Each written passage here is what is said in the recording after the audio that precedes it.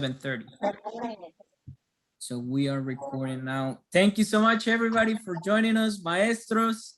Thank you for being here. We are so excited. We've been planning this for a very long time, and it's just a great honor to have you here. You guys are the face of the guitar. The name of the family is so important for the guitar that we're just so happy to have you.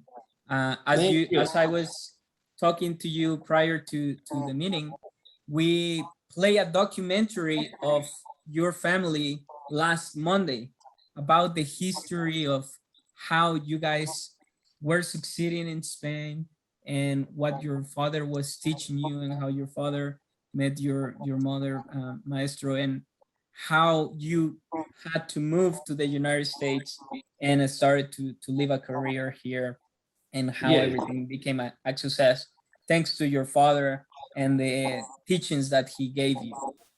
yes. He was an amazing man. He was incredible, so much that he has a plaza named after him Yes, in Malaga. in Malaga. So that was incredible. We were surprised, and wow, a whole plaza named after your father. It was very special for us to be able to be there during the naming of it. The naming of it. So that is very nice. And now the family is continuing the tradition, not only as players, but now as builders of this incredible instrument that is the guitar. And Yes. we prepare a few questions for you guys to really talk about how does the family function and what makes the family of the Romeros so successful as a group, as a community, and as a family, of course. Is there, Pepe Jr., is there a way how in the past or probably now you used to lead your building toward? So you will finish a guitar and you maybe gave it to your papa or to your tío Angel, and they will say, you know what, these trebles no buenos, you have to change them or tweak them a little bit. How was that family process like? Yeah, well, I've had a tremendous benefit of building guitars. I built for 17 years in the house of my grandparents, where my father and my uncle Celine lived, and the family gets together to rehearse there. So my cousins would come by, Celino and Lito, and my tío Angel as well. And every guitar that I finished was put into their hands, and I would get not just the feedback of one, but the whole family. The whole family, not every time. My father and my uncle Celine, every single guitar. So I'm getting the critique and desires of these great players for the optimal guitar for them. And something very special, which I think people see but maybe don't understand, is that the family, apart from the guitar, there's a lot of love, and everyone really care for each other and are supportive. So then if you put in the guitar, which has been the beacon of the family and what draws everyone together, and the importance of that, the desire to make that instrument, for me, to build it in a way that they can express themselves freely and create beautiful music is held at the highest level. So you have the critique of the great masters, but brought from the heart, not from a place of ego. It's for a love of music, of sound, and the guitar. That is very, very incredible. And when what do you think categorizes the Romero's, or yeah, the Romero sound on the guitar? What is it that you guys are looking, or especially you as a luthier, but I'm talking about as a family, what is it that they are looking within the sound of an instrument? What is it that they say, okay, approve, a stamp of the Romeros? They want a guitar that has no restrictions, that when they play, they're not thinking about the guitar. They want to think about the music, and they want it to be a connection to their body instead of a tool that they're working with. So it has to be built. Sound is always first, but for the player, it has to feel right in the hands. It has to be a wonderful dancing partner. When they want to go really fast, she has to go really fast. And when they want the notes to sustain and ring, it has to do that. So I'm after a guitar with a huge tonal range with very bright, clear, penetrating trebles and very dark, round, romantic basses. And then the transition in between has to flow completely smooth. So I think that what they're after is their fantasy of a guitar. And fortunately, with the materials that I have and the maestros that I've been able to study with and their feedback, I think that we've been able to produce guitars that give that to them. That is incredible, and that's a very good way to describe it. But we're going to ask you a pickle question. Well, not a pickle question, but we are guitar heads. Everybody in this community, we love to talk about technicalities. So Yes. when you started building, did you use like a Torres kind of construction, or how was your development that you say, I am only going to work with traditionals or double tops, and I love the sound of the Torres building or the Damans? What was a little bit of your story? And what is it that you use currently, or you have your own drawings, your own thing? Tell us a little. Okay, I'll try and go fast because this could be hours. But the day I was born, January 16, 1978, I was born. My father ran home and got a 1931 Santos Hernandez and came to the hospital and played the Bach Partita. And so I think immediately he started to train my head, putting sounds into my head of this glorious old Santos Hernandez playing Bach.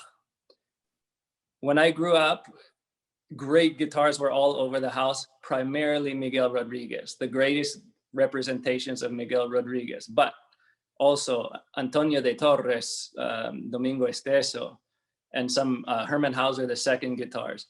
I didn't know what they were. I thought they were just guitars, but I grew up hearing those sounds. And then when I started to really get into the guitar, I learned the history of them and how special they are and why they are working the way they are. So the sounds of the traditional masters, to me, put into my head, played by my family, the goal of purity and beauty, roundness and romance, but with power. So I started to build guitars. First, I made my first guitar with Dave Trapegan, who's a builder in Bellingham, Washington, who's been building for many years. And it was a traditional fan brace guitar in his style, not so much a Torres or anything. My second guitar I built I started in a workshop with Jose Romanillos in Cordoba, his version of Torres. And from my second guitar to my 16th guitar, I built in the style of Jose Luis Romanillos, dedicated to Torres. From my 17th guitar to about my 170th guitar. 17 to 170, I built in the style of Miguel Rodriguez, 5-fan with a treble bar. But I also studied with Edmund Bloschinger, who worked with thicker tops and low, wide braces. So I was building in the style of Miguel Rodriguez, but thicknessing and sizing my braces differently than Miguel did. And I built in between some few guitars in the style of Santos Hernandez, but primarily Miguel Rodriguez has been my biggest influence, mixed with the information from Edmund Bloschinger. And the way to slice. Building the guitar is about finding a balance. There's many, many ways to find the balance of the wood, the thickness of the wood, the braces, how they come together. And as long as they come together properly to support the arches and allow the guitar to vibrate freely, you can do it many ways. But the way that Miguel Rodriguez had done it, to me, was the ultimate. Then my number 170 was a big change, because I found an experiment by Miguel Rodriguez Sr. Actually, my friends at David Collette at Guitar Salon had a guitar, and it had a reversed fan bracing system. Miguel Rodriguez 1970, where the fans clustered at the butt of the guitar and opened up towards the sound hole. And I fell in love with his guitar and began experimenting with this bracing. And I would say 19 out of 20 guitars, to the point where I am now, have been with a reversed. I started with a reverse 7 fan, which is what he did. And then I experimented on my own to bring it to 5. Reverse 5 with a treble bar. And what happens when you open up towards the sound hole is that it frees that area in front of the bridge to vibrate and sustain longer. And you get a really magical tone. These guitars have an accent. It's like someone with a beautiful voice, and you can't pin where they come from. And I was enchanted with this. So I've been playing primarily with this reverse 5 fan and treble bar, and I'm now working on my 350th guitar. Wow, congratulations. So thank That you. talks about a long career now. It's been 25 years.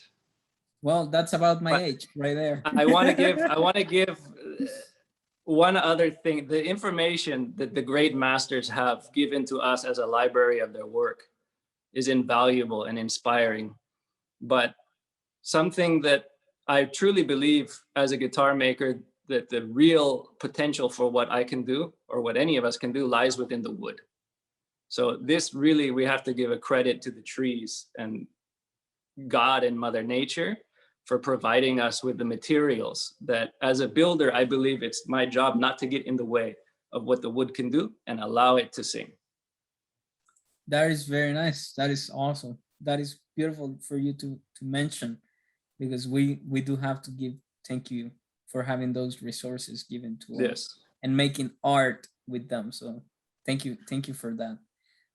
Something else that we were very interested on is 25 years ago, everybody's playing guitars at your house. This amazing Miguel Rodriguez and Santos Hernandez, since you were born, and you say, I have the calling of building the guitars. I want to be the engineer and the architect of the sound. How does that conversation goes with the family? I imagine a night during Christmas and you say, family, I have an announcement to make. I am more interested into building, and everybody drop their glasses, touch their hearts and say, what are you doing? Or how does that conversation goes about? Maestro Pepe, do you remember that conversation a little bit? Are you talking to me now? Yes. Yes, I do. Tell us the story, please. But the story should actually be told by my son, as it is a very personal story with my father. Wow. I'll give a quick version. Yeah, let me just say something. My father and my family and I have been not only in love with playing the guitar, but in love with the creation of the guitar. When I was a little boy, my father would take me and drop me at the guitar maker shop in Malaga, Paco Dominguez. I grew up in guitar shops. I used to take little Pepe, as I call him, my son, and go to visit Yuri Seltin or different guitar makers. And sit him on the bench, and he would be a baby sitting on the bench of a guitar maker with Herman Hauser, with Rodriguez, with everybody. We are in love with the process of making guitar. And at some point, we should invite Abel Garcia to tell his story of his first time to my father's house when he came and when we met. I think Because that will be a great idea. We already have the Grand Mexican maestro and builder Abel as a guest, but it will be an honor to have him again to tell us that particular story. That would be fantastic. because that story has been a wonderful, Annabelle has been a great part of our friendship, and a family that we love very much, and who is a great artist himself. But for me, when Pepe says that I went and played the Bach Partita in D minor when he was born, my father played for me when I was born. And on the day that he passed away, he asked me to play for him. So the guitar, the vibrations of the guitar has been a sustaining energy source that unite all of us. I feel so incredibly lucky, fortunate to be my father's son, my son's father, my brother's brother, my nephew's uncle. And this feeling makes me what I am. And it gives me the power and the energy to search for what is it that is within me to express with the guitar. But let Pepe Jr. tell you about how he became a guitar maker. Yes, how did that conversation went about, and how did you surprise the family, or they were like, okay, yeah, we knew it? Okay, I grew up, as my father said, in many workshops and around the guitar. I played the guitar a little bit. I never studied it, but I loved it. And from the time I was a child, I knew I was not a guitarist. I didn't want to be, I think my family saw that I loved to play guitar. I had some raw talent that I could be a guitarist. And I felt that they were waiting for me to realize that I'm supposed to be on tour with them and get serious about playing. And I felt the pressure and grew up. I was born and raised in California. So, you know, normal life here, a kid, you go to school, you play sports, you play guitar. I loved it, and I still do. But I always pushed the guitar away because I knew I didn't want life on the road. And I knew I didn't love to play and work on playing as hard as my family does. They are incredible hard workers, especially my father. The amount of time he puts into practicing and repetition and scales, and it's incredible. And I knew that without that, you cannot get to the level where he is. It's impossible. And I knew I didn't have it, but I knew I loved the guitar. In junior high school and high school, I was in love with woodshop. And I took it all through junior high and high school. And I loved, you know, the simple projects we were doing, and still wasn't connecting that to being a guitar builder. At the time I was in high school and in woodshop, Maestro Abel Garcia came to the house also and was drawing plans of Antonio de Torres guitars, and I believe working on a guitar in my father's garage. And so I was very curious watching that, and I had experiences like this piquing my interest in guitar building. But to me, guitar building was this mystery that was over my head, and I didn't feel I could do it. My last year of high school, my grandfather was dying of cancer, and I would skip school a lot to go see him in the final months. And he knew of my love for guitar, and he saw my love of woodworking. And one of the last days that I got to see him, I had to leave to take a test.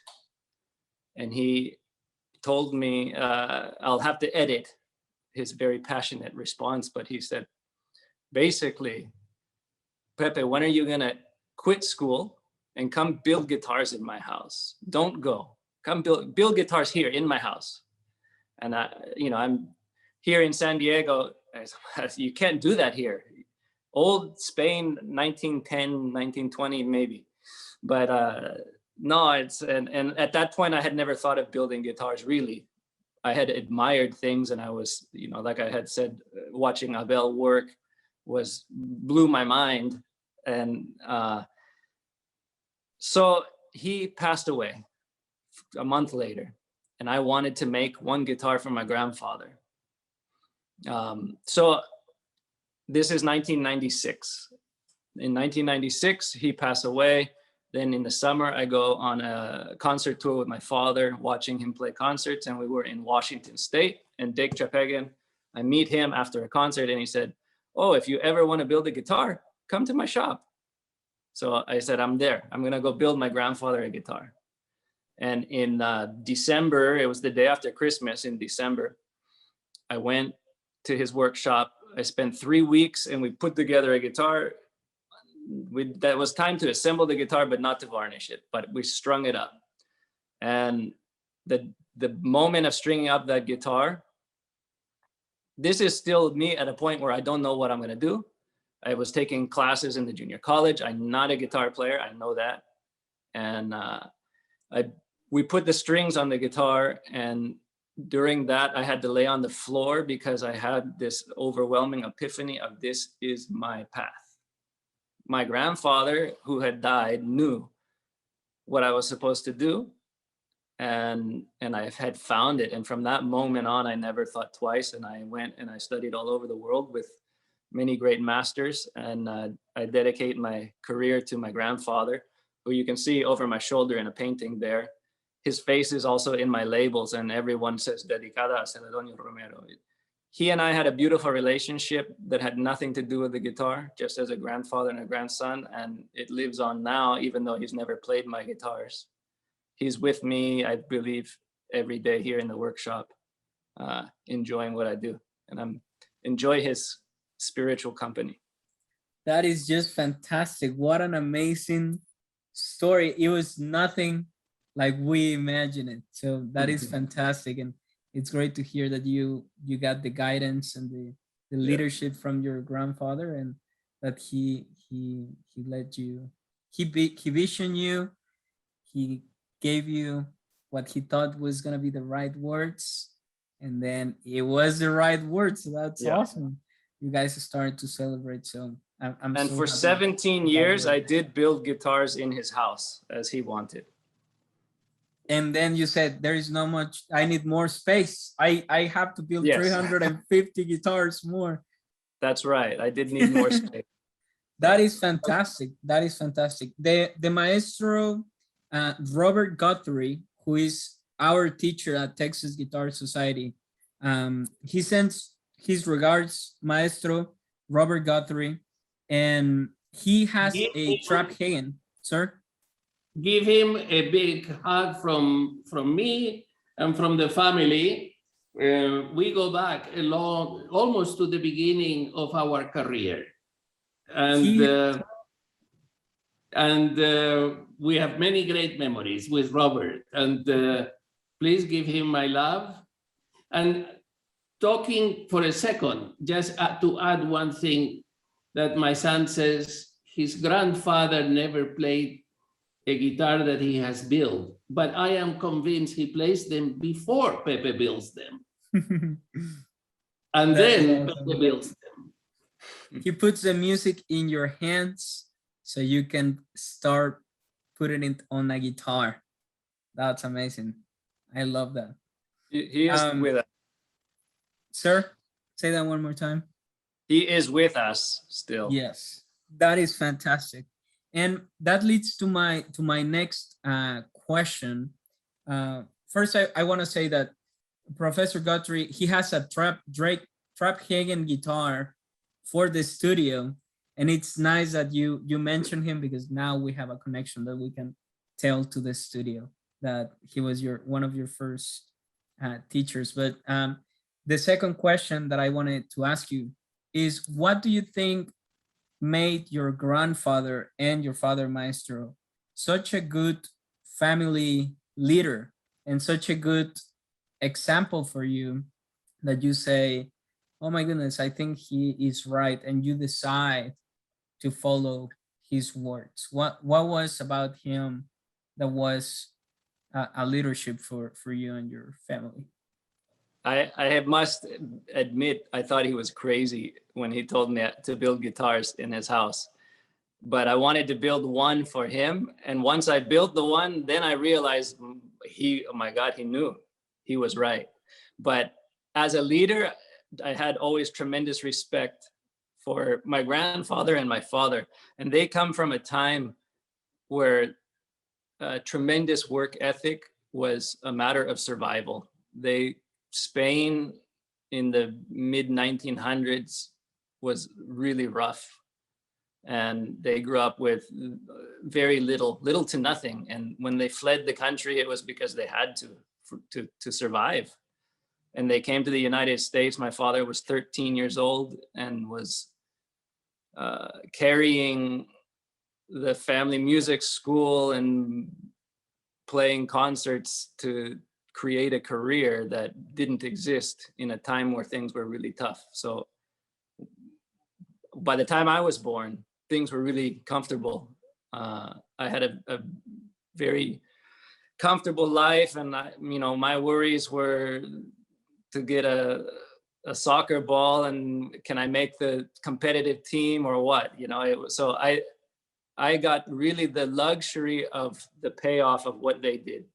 And growing up, I saw how hard they worked and I admired it, but when I grew up that I realized really what it meant, and that what they did is what it takes to be operating at the highest level. And if you can't give that, then you won't get there. That is awesome. That is great to hear. That is great to hear that you were able to grab the fruits of the hard work of your family and take that opportunity to also put your own fruits to that garden, to the Romero garden, and contribute as a builder. So that is just fantastic. I wanted to ask you another question that we decided on, and is, as a builder, what would you like your legacy to be? What is your mission as a builder that you say, okay, when somebody talks about me within the future, I want them to think about this in my construction?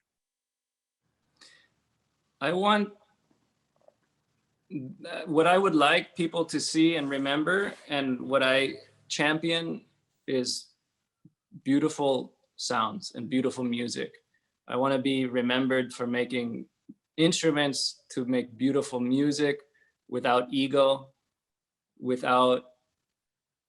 there's a whole modern push for guitars that are only really loud and they're really bright and they're harsh. And what I want is to preserve the sound that I fell in love with when I grew, which is the old Spanish guitar. And of course, wanted people to see that I have my own sound and my own way of building, unlike everyone else. But it all comes from the heart, and it's made to make people happy while they play. And I don't build guitars. It has nothing to do with me or greatness. It has to do with the sound that I'm in love with, that I want to pass on to whoever comes along to play the guitar. Thank you for that answer. I think you are on your way to create that legacy, and you have already written 300 chapters of that book so far, and hopefully you will do way more than those.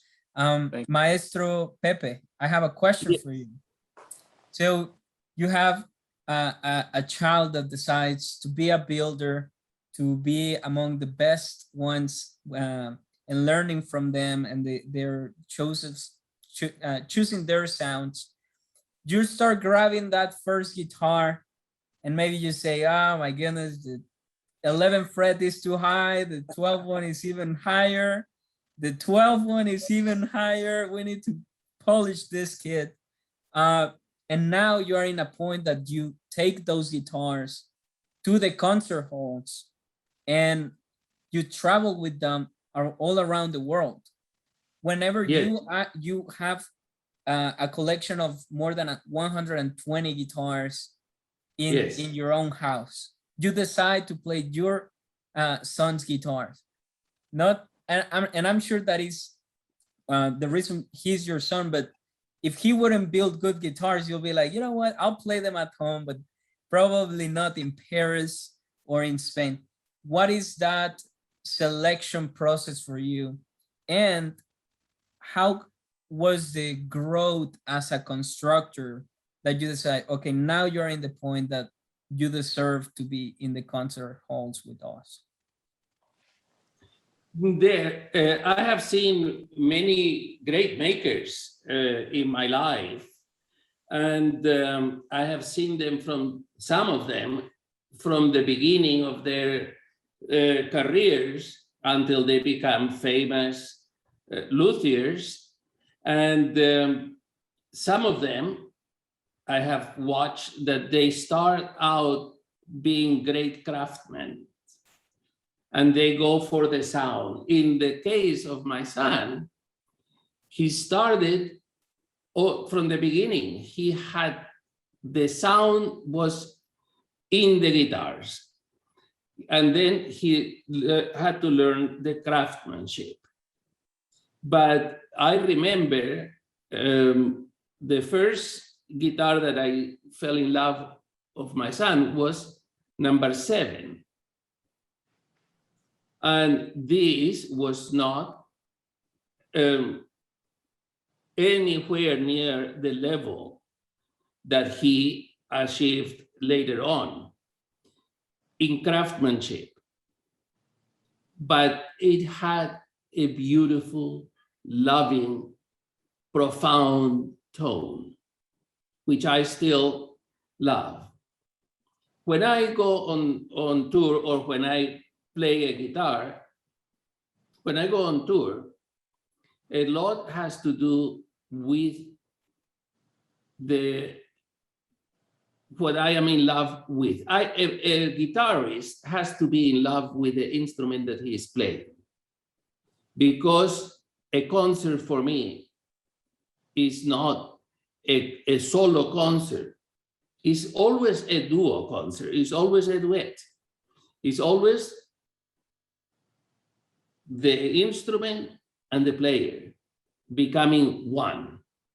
So at that point, I would never choose a guitar because my son or because my best friend has made it. It would be a complete disservice to the love I feel for the maker if I chose a guitar that I didn't truly believe in and felt that once I'm on the stage, I can give the best that is flowing through me. And for that, I think Pepe feels so much like I do about music and about the instrument, about the instrument being the goddess. The guitar is the goddess that we all worship, we all love. And it doesn't matter who's made it. What matters is what it is. And I play his instruments for what they are. I would never choose to push any of my children or grandchildren into the world of the guitar, I hope that the world of the guitar envelops them, embraces them, and gives them the warmth and the love that I have received from it, but in whichever capacity it does, whether they listen to it.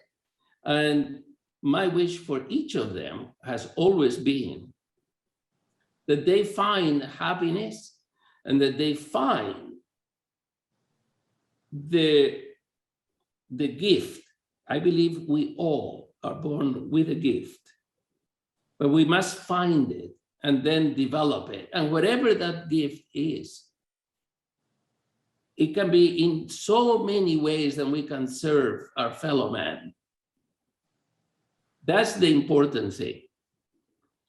I would lie to you if I didn't say how immensely proud I am of his work and how deeply I love the instruments that he makes. And everybody should know, when I am on the stage, when I am making a recording, the guitar I'm playing is the guitar I'm in love with at that moment.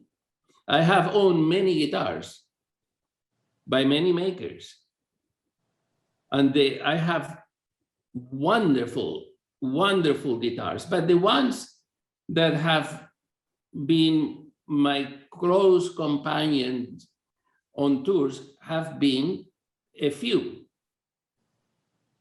Even in my own son instrument, I love many of them, but at the end, I end up playing, I get very deeply attached to the instruments.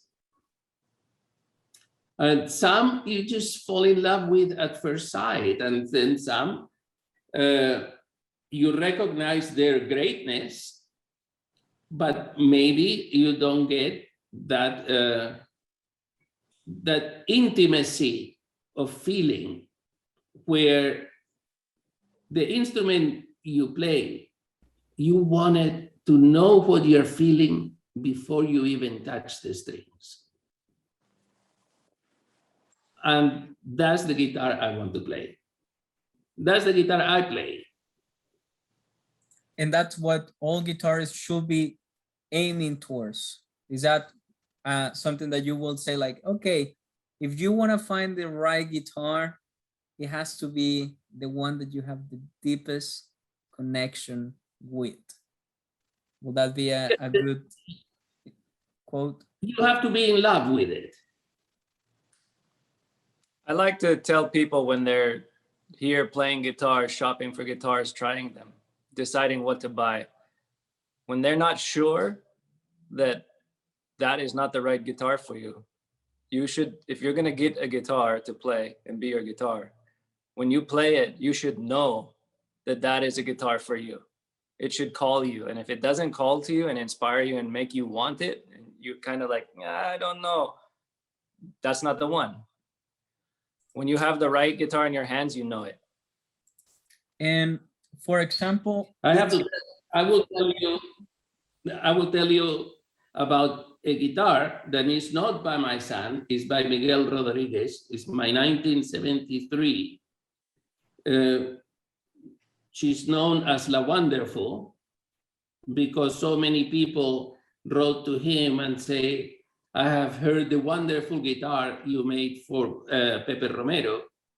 So he asked me, what is wonderful? What does it mean? He couldn't speak a single word of English. And when I told him, then he says, well, let's call her La Wonderful. La Wonderful was made for my father. And I was with him in a hotel room in Madrid when it arrived.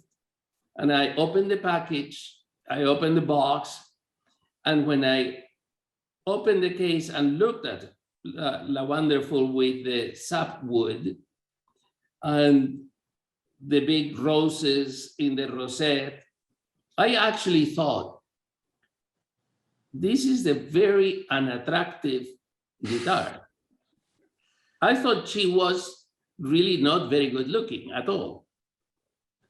And then I picked it up, tuned her, played a few notes, and she became the most beautiful instrument. My concept of if she was beautiful or not, even looking, I went from thinking, this is a terrible looking guitar, to thinking this is the most magnificent looking instrument. And it was because when I tuned the strings, I knew I did not want to be separated from this instrument. And I asked my father, my father said, well, at least let me try it. So I said, Papa, I have to have this guitar. Please give it to me. And he did. And he took the one that Rodriguez made for me, which came just a few months later. And that's also an incredible instrument. That was going to be leading to our next question. And after this, we're going to open up for people to join us in the conversation as well. But the last question is, yes, it will be ideal to get to hear the guitar before you got it. But what will be then the process if you have if you talk to a builder and you say, I want a guitar, but you really cannot play it before you get it? How does that process then will enter into the game there? A guitar is a work of art done by an artist. And it's no different than if you commission a great painter to make a painting for you, or if you commission Joaquin Rodrigo to write a concerto for you, or if you ask me to come and play a concert. Of course, you don't know how I'm going to play because you only know that when I'm done playing. but you know my work, and you know if every guitar maker of significance who have made a mark for themselves are unique. Each of their instrument carries a part of them. So what you are commissioning is a work from this particular maker. And you have to love the work of the maker and the voice that the maker has through his instruments. And but then, of course, sometimes you fall more in love with one than with another. So the solution is what I have done. Commissioned several pieces from the same artist. I have, not talking about my son, or not talking about Rodriguez, talking about a great master maker that is with us today. I have many guitars by Abel Garcia. And I have a fantastic Torres copy. Torres, it's not a copy, but it's an homenaje by Veronica, by his wife, who is also a master maker.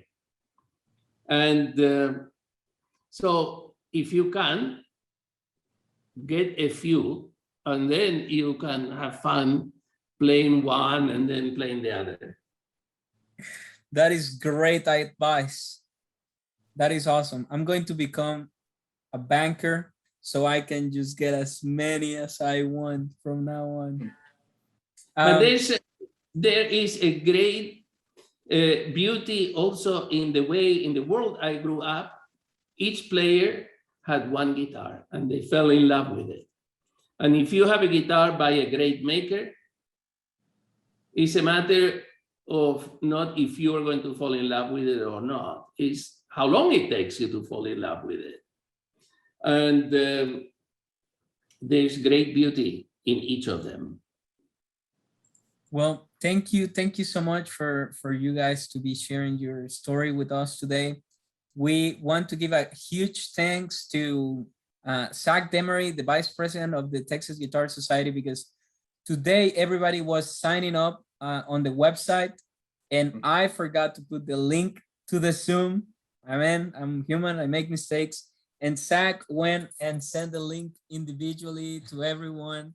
So thank you, Zach, for that. He saved the day today and set up the meeting for all of us. So we wouldn't be here if he didn't do that for us today. And we want to open up the chat for everybody. If you have a question for the maestros, please, you can unmute yourself and talk about that.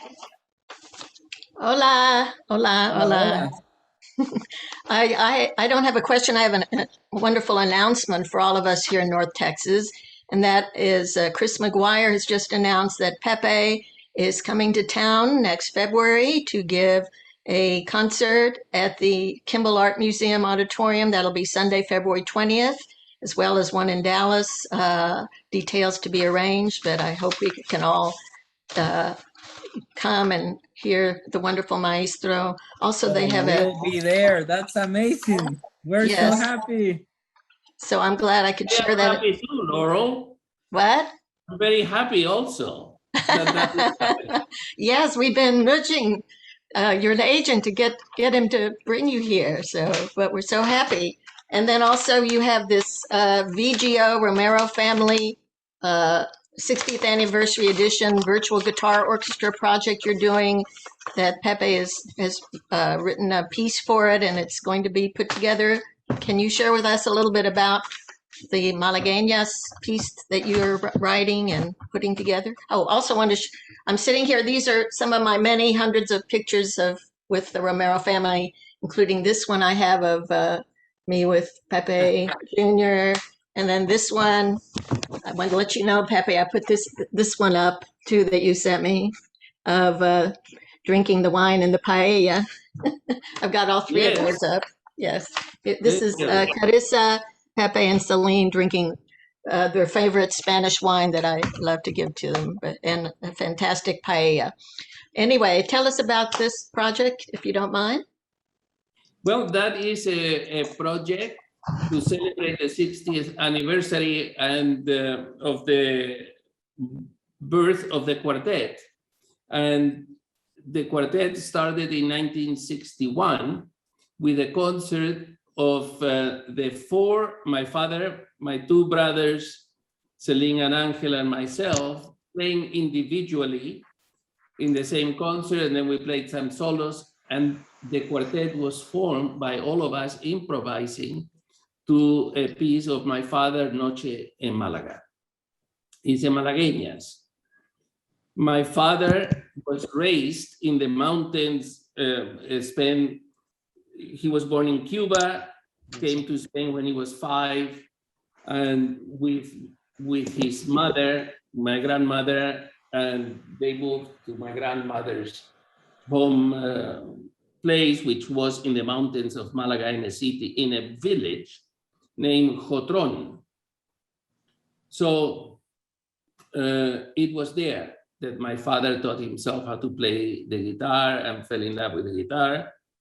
And so I have written a piece that as a base, as a foundation, has the Malagueñas that he wrote, but I have done it for guitar quartet, guitar orchestra, and tenor.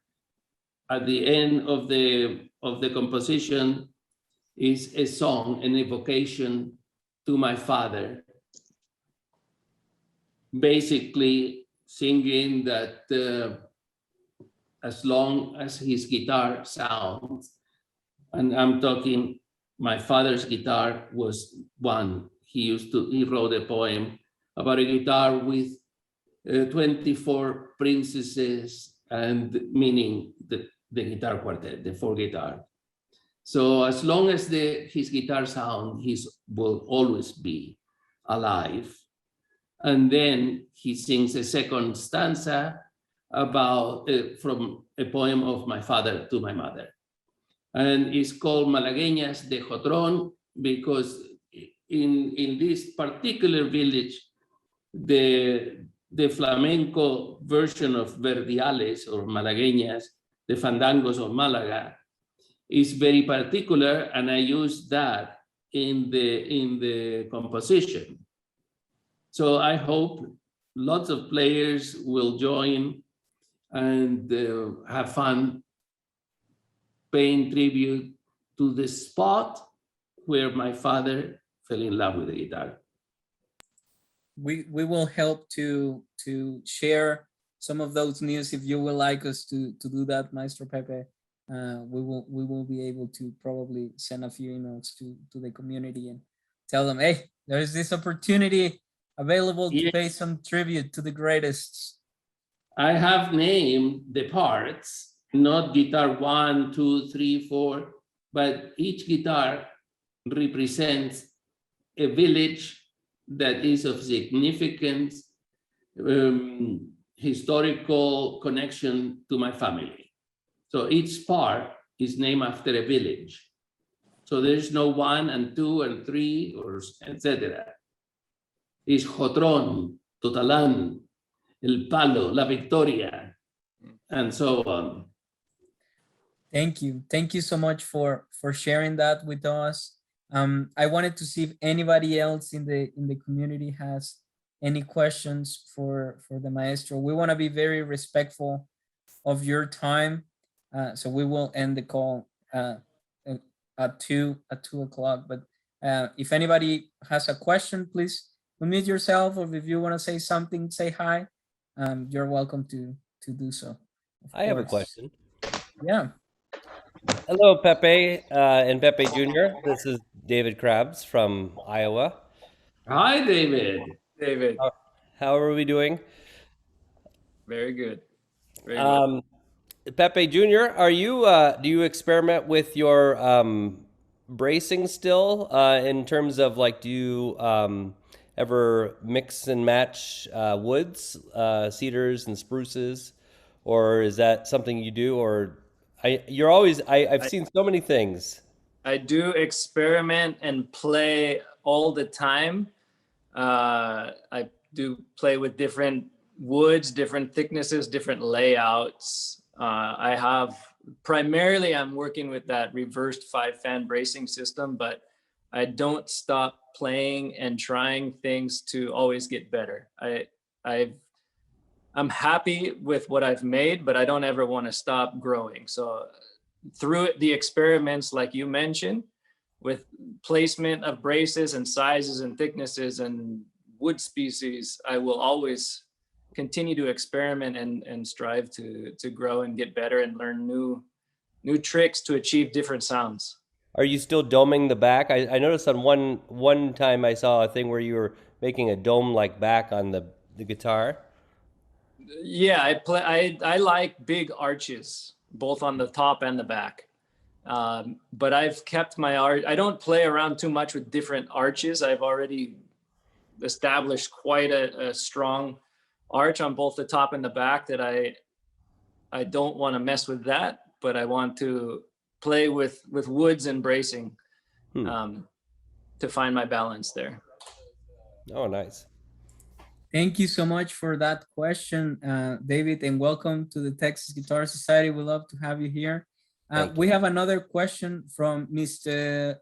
Abel Garcia, Father. Oh. So we want to add him here. Maestro. Gracias. Hola a todos. Solo quiero comentar que Pepe y Pepito y Celedonio tuvieron una gran influencia también en el desarrollo de la guitarra de Paracho. Yo conocí a Celedonio en 1988 y prácticamente la primera vez que fui me dijo que estaba muy deseoso de tener un taller en el sótano de su casa. Y fuimos a ver ese lugar donde después Pepito puso esa guitarrería y se dio una relación muy bonita, muy fraternal con toda la familia Romero. Esa relación ayudó para que me permitieran ver guitarras, conocer las mejores guitarras, Rodríguez, Hauser, Torres, y con ese material yo pude regresar a Paracho y traer estos modelos para que las guitarras que se construyen actualmente en Paracho tengan un alcance mucho mayor que el que tenían antes de que hiciéramos estos intercambios amistosos. En 1995, Pepe decidió que pondríamos un taller en el garage de su casa, donde Pepito jugaba y merodeaba y husmeaba por ahí las cosas que yo empecé a hacer. Eh, Empecé a ensamblar unas tapas, unos brazos, hice unas rosetas en el 95, justo cuando Pepe preparaba el disco de las arias de ópera. Y en ese estancia que hice durante un mes o algo así, para regresar al año siguiente, cuando vine, Pepito ya había usado los materiales que habíamos avanzado, que eso era la mejor señal para pensar que iba a ser un gran guitarrero. Todo esto nos ha dado una fraternidad entre la guitarrería de Paracho, la nueva guitarrería de California y por supuesto con las guías maravillosas de Celedonio Romero primero y luego Celine, Pepe y Ángel. Muchas gracias y muchas felicidades. Gracias a ti, Abel. Y tú y tu familia habéis sido muy importante en nuestra vida y os tenemos muchísimo, muchísimo cariño. Y yo he sido un testigo de tus grandes éxitos, tus grandes logros, y me llena de felicidad poder decir eso abiertamente de la enorme felicidad de haberte visto tu trayectoria tan espectacular. Tu primer viaje a Córdoba y sé que vais a tener una sesión dedicada a ti y me encantaría poder visitarla y escuchar de tu boca tus recuerdos de aquellas maravillosas experiencias. The work of Abel Garcia, the dedication and the place within his heart that it comes from has been a great gift to the guitar world. And the influence I had or put on me by witnessing his time in the shop, in the family house, and then spending years with his guitar has also been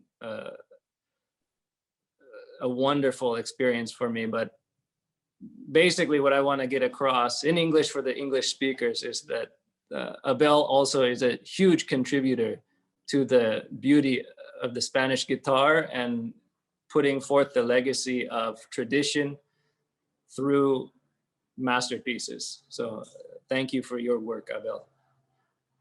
And also Abel, being the incredible master maker that he is, but he has shared his knowledge, his passion with his fellow guitar makers in Paracho, and Abel is responsible for the amazing, unbelievable development, making Paracho not a city where a lot of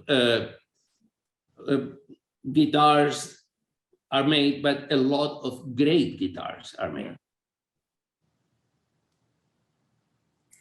Thank you so much for those wonderful words for the Mexican maestro. We are so proud of him, and that I was having a conversation with him, and he told us that